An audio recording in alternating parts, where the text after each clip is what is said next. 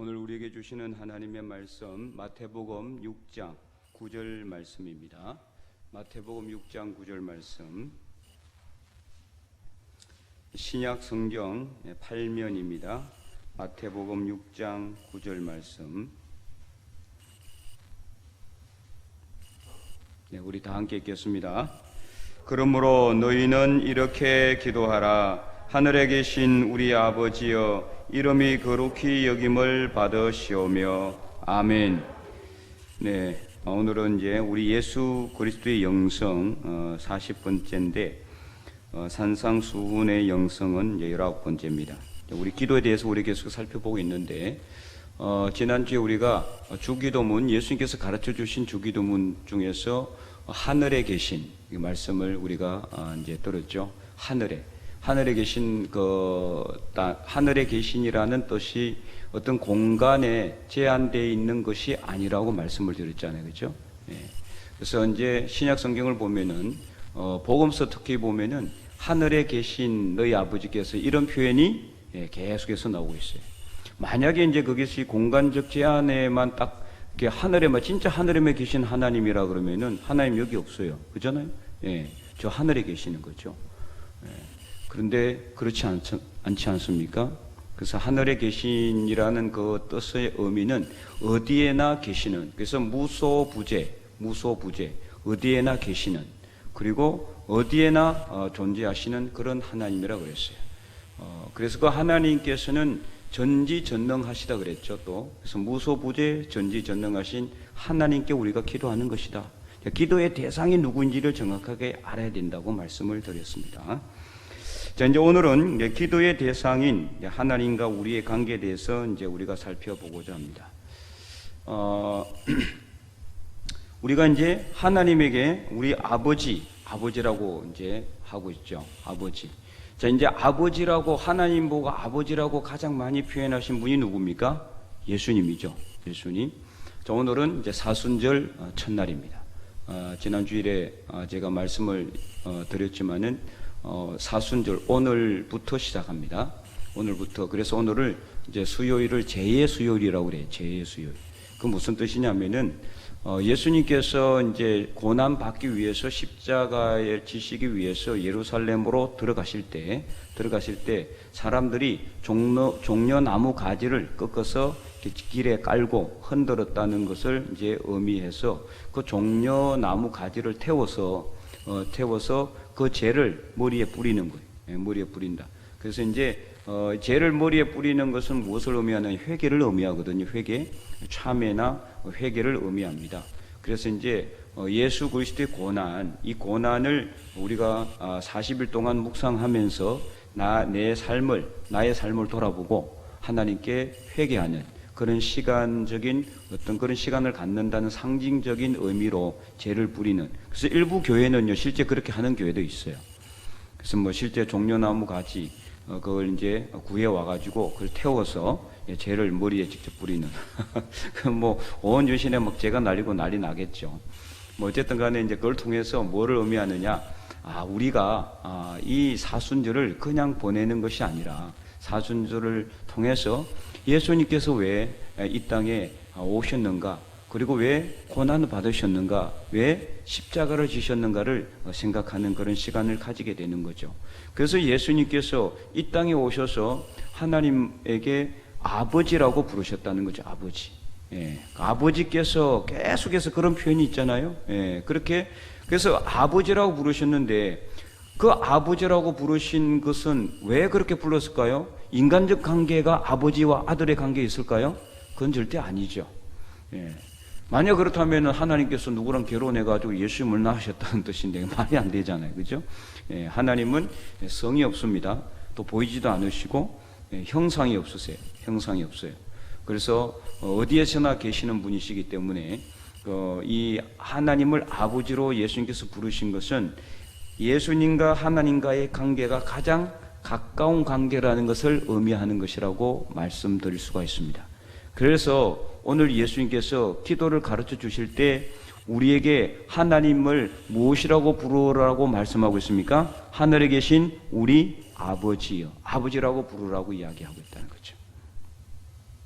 그래서 우리는 누구에게 기도하는 겁니까? 우리 아버지에게 기도하는 겁니다. 우리 아버지에게. 그래서 그 아버지라고 부를 수 있는 것은 우리가 하나님의 자녀라는 확신이 있어야지만 가능한 거죠. 내가 아들도 아닌데 자녀도 아닌데 아버지라고 부르는 사람 있습니까? 없죠. 물론 뭐 그냥 장난삼아 부를 수는 있지만 그거는 그렇지는 않잖아요. 그래서 우리가 진정으로 아버지라고 부를 수 있는 분은 우리가 자녀라는 확신이 있어야 된다는 거예요. 그래서 우리가 기도할 때 하나님 아버지 하면은 우리는 그때마다 우리가 하나님의 자녀라는 확신을 가지고 기도해야 되는 거예요. 근데 많은 사람들은 어떻게 하느냐? 사실은 아무 생각 없이 정말 여러분 한번 눈을 감고 생각해 보세요. 내가 정말 하나님께 기도할 때 하나님 아버지 할 때 진짜 내가 하나님과 자녀와 아버지의 관계로 생각하고 그렇게 하나님께 기도를 드렸는지, 아니면 그냥 뭐 이런 말을 하면 그렇지만은 주문 외우듯이 그냥 주문 외우듯이 아무 생각도 없이 아무런 그런 마음의 감정도 없이 그냥 아버지라고 그렇게 불렀는지. 근데 사실 후자의 경우가 참 많을 것 같아요. 그래서 오늘 우리는 이 주기도문을 다시 한 번 더 살펴보면서 이렇게 한 단어 한 단어씩 이렇게 해석을 하며 살펴보면서 다시 한 번 더 우리의 기도의 내용을, 우리의 기도의 대상을, 우리의 기도의 어떤 모습들을 다시 재점검하기를 바랍니다. 그래서 우리가 하나님 아버지라고 한다는 것은 아버지로서 우리가 자녀인 관계로 확실한 분명한 그걸 가지고 가야 되는데, 우리는 늘 하나님께 아버지라고 하면서 들어주실지 안 들어주실지. 여러분, 아버지가 자녀가 아버지에게 어떤 관계에 있어서 그 관계가 잘못된 관계라 할지라도 아버지와 아들의 관계, 아버지와 자녀의 관계는 절대로 끊어질 수가 없잖아요. 아무리 자식이 미워도 자식은 자식이고, 아무리 아버지가 마음에 안 들어도 아버지는 아버지예요. 그래서 아버지와 자녀는 절대로 뗄 수가 없는 관계. 여러분, 호적에서 판다는 이야기 가끔 하잖아요. 뭐 가끔은 여러분은 별로 안 들어봤을 것 같아요. 네, 문제 있는 가정에서는 그런 이야기 많이 하죠. 말 안 듣면 호적에서 파버린다 이런 이야기를 하는데, 호적에서 판다고 해서 뭐 그 아버지 아들 관계 없어집니까? 그대로 있어요. 법적으로만 그게 뭐 종이에만 그게 없을 뿐이지, 그렇다고 아버지와 아들 관계를 끊을 수 있습니까? 못 끊는 겁니다. 내가 끊어도 안 끊어지는 거예요. 바로 이게 하나님과 우리 자녀인 우리의 관계예요. 그러니까 여기서 뭐가 생성이 되느냐? 신뢰와 사랑의 관계가 형성이 된다는 거죠. 우리가 설상 하나님이 마음에 들지 않았어. 하나님, 저는 이제는요, 나 하나님 자녀 안 할래요. 너무 힘들어서 기도해도 응답도 없고 막 그냥 열심히 믿음 생활하고 신앙생활 했는데 아니 잘 이루어지는 일도 없고 고난만 생기고 환난만 생기고 자꾸 넘어지기만 하고 막 이렇게 자꾸 안 되는 일만 생기고 이제 안 할래. 그래서 그런다고 하면은 하나님께서 그래 그러면 나와 너의 관계를 깨자 이렇게 할까요? 안 그렇단 말이에요. 한번 우리가 예수님을 믿었으면은 영원토록 우리는 하나님과 자녀의 관계, 하나님을 아버지로 부를 수 있는 그 관계가 이미 형성이 되었다는 것을 분명히 아시기 바랍니다. 그래서 우리가 힘들어도요, 우리가 하나님을 멀리해도 하나님 우리를 찾아오시는 거예요. 한번 아들로 삼았기 때문에 절대로 파양하지 않습니다. 끝까지 우리를 자녀로 삼으시고 인정해 주시고 하나님께서는 이끌어주고 있어요. 지금 당장 기도에 응답하지 않는다고 해서 그분이 아버지가 아닌 건 아니잖아요. 여러분, 그렇지 않습니까?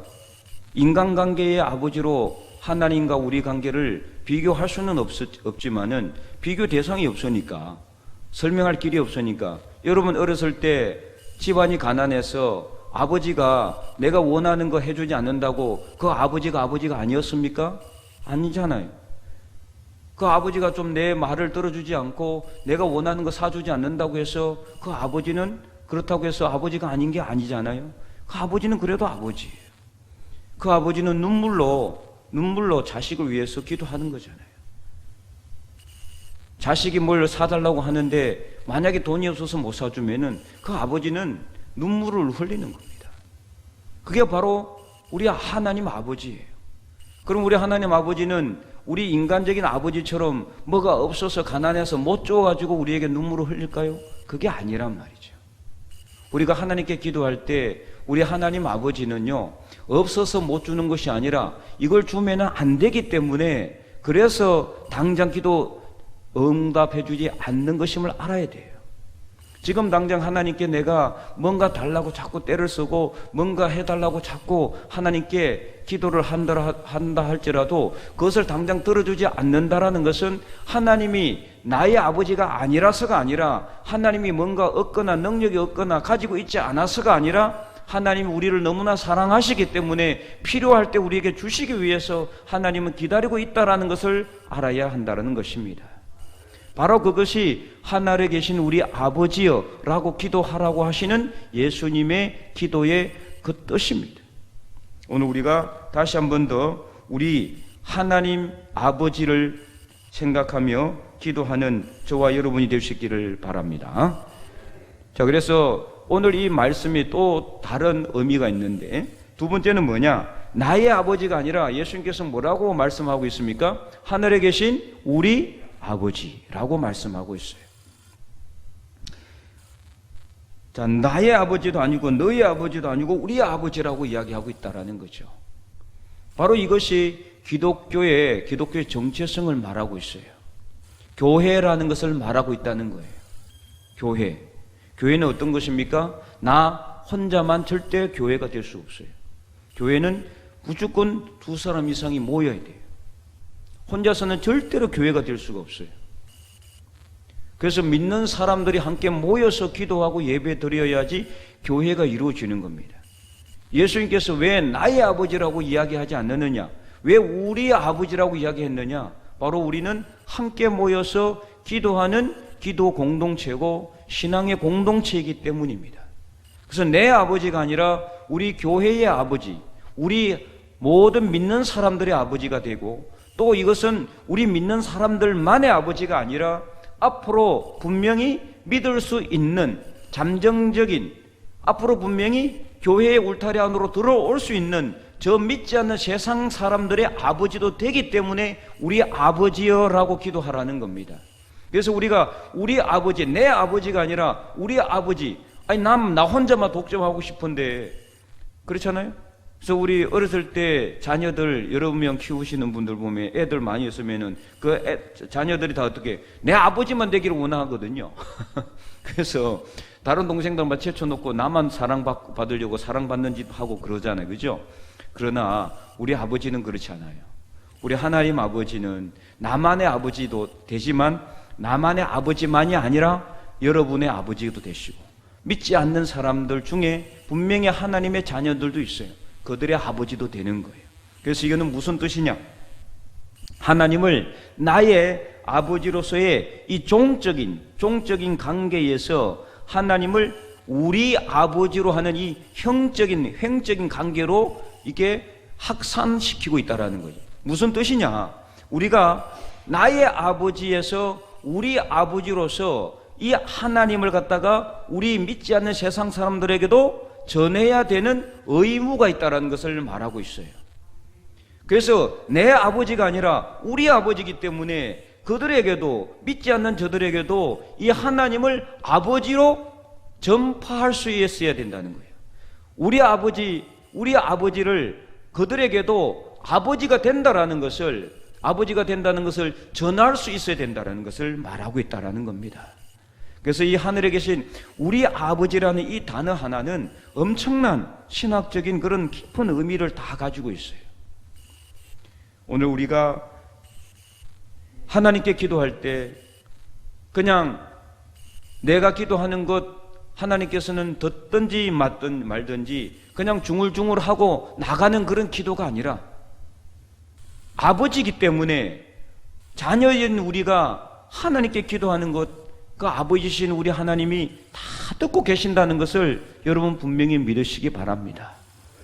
그래서 그 아버지를 우리만 믿을 것이 아니라, 우리만 사랑할 것이 아니라 우리만 예배 드릴 것이 아니라 믿지 않는 세상 사람들에게도 전할 수 있는 저와 여러분이 될 수 있기를 간절히 소망합니다. 그래서 우리 주변에 믿지 않는 사람들에게 부지런히 이 하나님 아버지를 전해야 되는 거예요.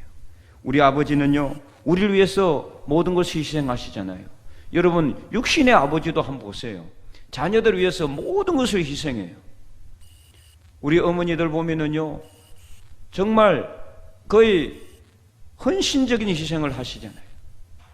그런데 우리 하나님 아버지는 어떻습니까? 우리 하나님 아버지는 자신이 직접 인간의 몸으로, 예수님의 몸으로 이 땅에 오셔서 자녀인 우리를 위해서 십자가에 못 박혀서 자신의 생명을 아낌없이 우리에게 내어주셨어요. 이분이 바로 우리 하나님 아버지십니다.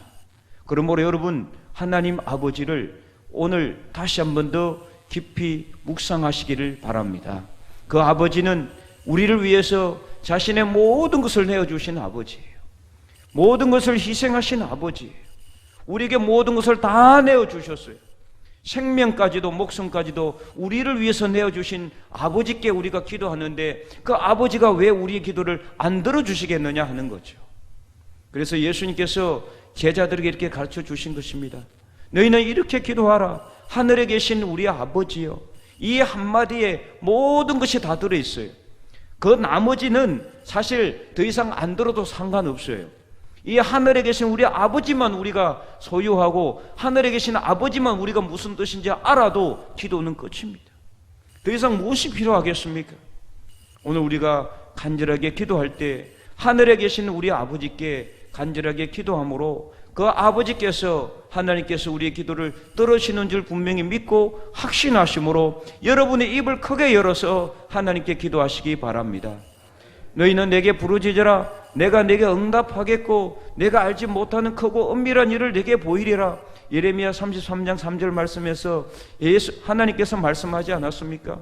너희가 내게 부르짖으라 그랬어요. 하나님은 자녀인 우리가 하나님에게, 아버지인 하나님에게 자꾸 뭔가 말씀하기를 원해요. 뭔가를 자꾸 이야기하기를 원해요.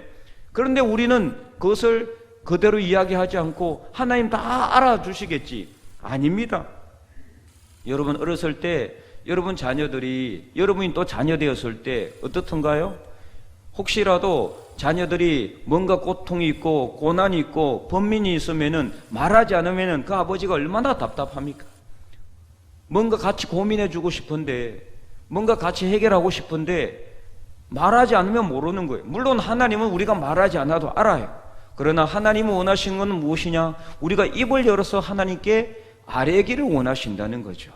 그래서 오늘 우리가 이 시간에 기도할 때 여러분 마음속에 있는 모든 것을 다 하나님께 내어놓고 기도하시기를 바랍니다. 그것이 무엇이든지 간에 섭섭한 것이 있으면은 섭섭한 대로 하나님께 기도하시고, 힘든 것이 있으면 힘든 대로 하나님께 내어놓으시고, 마음에 아픈 상처가 있으면 그 상처를 하나님께 내어놓고 기도하시기 바랍니다. 하늘에 계신 우리 아버지는 우리를 위해서 모든 것을 내어주시신 분이세요. 우리를 위해서 모든 것을 내어주시는 아버지께서 무엇이 아까워서 우리에게 우리의 기도를 들어주지 아니하시겠습니까? 오늘 우리가 간절하게 기도할 때 하나님께서 우리의 기도를 들으시고 응답하실 것을 믿고 확신함으로 간절하게 기도하는 이 시간 성령께서 응답하여 주실 줄로 믿습니다. 그래서 하늘에 계신 우리 아버지, 그 아버지에게 간절하게 기도하며 나가는 저와 여러분의 삶이 되시기를 주님의 이름으로 간절히 축원드립니다.